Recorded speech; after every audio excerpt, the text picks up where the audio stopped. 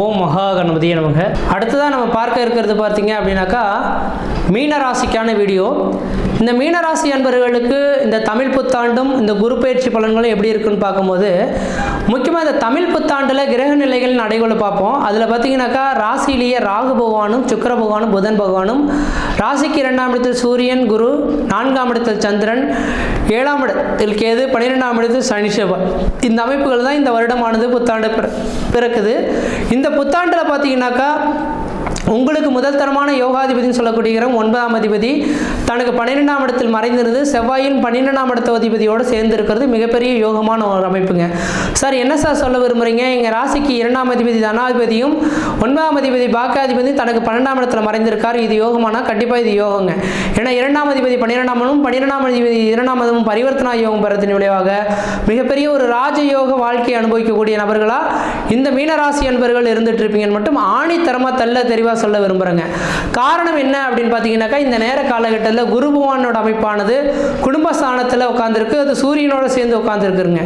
அப்போ குடும்பஸ்தானத்தில் குரு பகவான் சேர்ந்திருக்கக்கூடிய காலகட்டத்தில் குடும்பத்தில் ஒரு சுபகாரியங்கள் செய்வதற்கும் சுப நிகழ்ச்சி செய்வதற்கும் வீடு முனைவாசல் வாங்குவதற்கும் வீடு முனைவாசல் கட்டுவதற்கும் குடிபெயர்த்துக்கும் குலதெய்வத்துக்கு செய்ய வேண்டிய சடங்குகள் செய்யறதுக்கும் ஒரு உன்னதமான உத்தமமான காலகட்டம் மட்டும் ஆணித்தரமாக சொல்ல விரும்புகிறேங்க. அடுத்ததாக பார்த்தீங்கன்னாக்கா இந்த நேர காலகட்டத்தில் இந்த ராகு கேதுவின் படியில் அவங்க ராசி மாட்டிட்டு இருக்கனால கணவன் மனை உறவுகளில் மட்டும் கொஞ்சம் விட்டு கொடுத்து போய்க்கிறது இந்த வருடம் முழுக்கவே ஓரளவுக்கு நல்ல பலன்களை தருவீங்க. அடுத்ததாக பார்த்தீங்கன்னாக்கா உங்கள் ராசிக்கு 9ஆம் அதிபதினு சொல்லக்கூடிய கிரகம் செவ்வாய் பகவான் இந்த நேர காலங்களில் தனக்கு 12ஆம் இடத்துல மறைந்து உட்கார்ந்துருக்கா. 2ஆம் அதிபதி தன பகவானும் 12ஆம் இடத்துல உட்காந்துருக்கனால 12ஆம் அதிபதியோடு சேர்ந்துருக்கனால மீனராசி அன்பர்கள்லாம் தெளிவாக சொல்ல வருங்க. இந்த வருடத்தின் தொடக்கத்திலே பார்த்தீங்கன்னாக்கா இடமாற்றங்கள் மாற்றிக்கிறது நல்லா இருக்கும். ஒருவேளை அரசு உத்தியோகத்தில் இருக்கக்கூடிய நபர்கள் என்ன வாலண்டியாக இடமாற்றம் வந்தால் கண்டிப்பாக மாறிக்குங்க.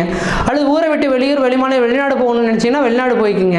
அல்லது ஏதோ ஒரு விதத்தில் ஒரு மாற்றங்கள் நிகழும், அல்லது வீடு மாற்றங்கள் கூட ஏற்படுறதுக்கு வாய்ப்புகள் உண்டு. இந்த மாற்றங்கள் ஏற்பட்டால் உங்களோட வாழ்க்கையில் வளர்ச்சிகள் இருக்குன்றது தெளிவாக தெரிஞ்சுக்கலாம். எந்தவித மாற்றங்களும் ஏற்படலை அப்படின்னாக்கா வளர்ச்சிகள் இல்லை அப்படின்றது உங்கள் ஜாதகம் சொல்லுதுன்றீங்க. அப்போ என்ன செய்யணும்? உங்களோட சுய ஜாதகத்தில் ஏதாவது தடைகள் இருக்கும் பட்சத்தில் அதுக்கான பரிகாரங்கள் செய்யணும். உங்கள் சுய ஜாதகத்தை எடுத்து நீங்கள் பார்த்துக்கிறது ஓரளவுக்கு நல்ல பலன்கள் தருன்றீங்க. அதே வேளையில் இந்த குருபவானின் பார்வையானது வருகின்ற ஏப்ரல் 30ஆம் தேதி வரல தான் குடும்பஸ்தானத்தில் இருக்குங்க. அந்த ஏப்ரல் 30ஆம் தேதிக்கு பிறகு மே 1ஆம் தேதியிலேருந்து இந்த குரு பயிற்சியானது நடக்க இருக்குங்க. அப்போ இந்த குரு பயிற்சியானது பார்த்தீங்க அப்படின்னாக்கா ராசிக்கு 3ஆம் இடத்துக்கு செல்ல இருக்கிறார். அப்போ ராசிக்கு 3ஆம் இடத்துக்கு சென்று இருந்தாலும் ராசிக்கு 7ஆம் இடத்துக்கு குரு பார்வை கிடைக்கிறனால 7ஆம் இடம் கலசர ஸ்தானம் அப்படின்னு சொல்லக்கூடிய அமைப்புங்க. அப்போ வெகு நாட்களாக திருமணமாகாத நபர்கள் திருமண வாய்ப்புகளும் குழந்தை பேர் இல்லாதவர்கள் குழந்தை பேர் அமைப்புகளும் சமுதாயத்தில் உங்களுக்குன்ற மதிப்பு மரியாதை கௌரவம் அந்தஸ்து புகழ் உருவாகக்கூடிய காலகட்டமும் உருவாகுன்றீங்க.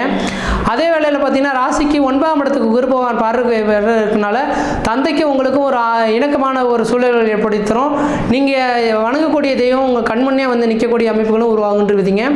அடுத்தா பார்த்தீங்கன்னா 11ஆம் இடத்து உங்கள் ராசிக்கு பார்த்தீங்கன்னாக்கா 11ஆம் இடத்துக்கு குருவின் பார்வைகளானது படம் இருக்குங்க. 11ஆம் இடமானது லாபஸ்தானம் அப்படின்னால இந்த மீனராசி என்பவர்களுக்கு தொழிலில் எந்த அளவுக்கு முக்கியத்துவம் கொடுத்து நடக்கிறீங்களோ அந்த அளவுக்கு தொழில் வளர்ச்சிகளும் பொருளாதார அபிவிருத்திகளும் கடன் சுமையிலிருந்து மீண்டு வரக்கூடிய காலகட்டம் உருவாகும்.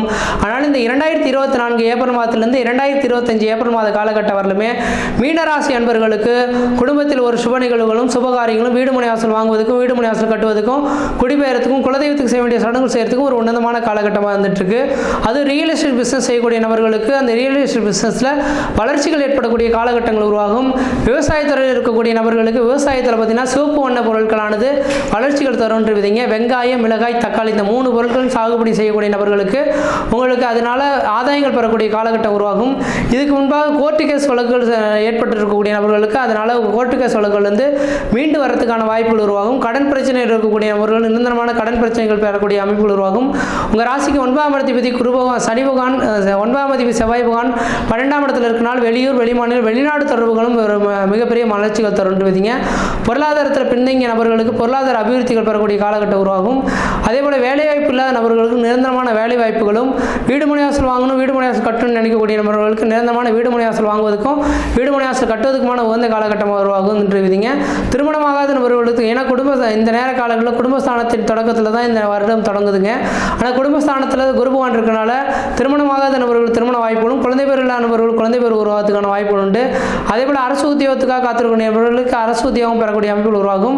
அடுத்தா பார்த்தீங்கன்னா மறுமணத்துக்காக திருமணத்துக்காக காத்திருக்கக்கூடிய நபர்களுக்கு மறுமணம் திருமண யோகங்கள் பெறதுக்கான வாய்ப்புகளும் மிகவும் பிரகாசமாக இருந்துட்டு இருக்கின்றவிங்க.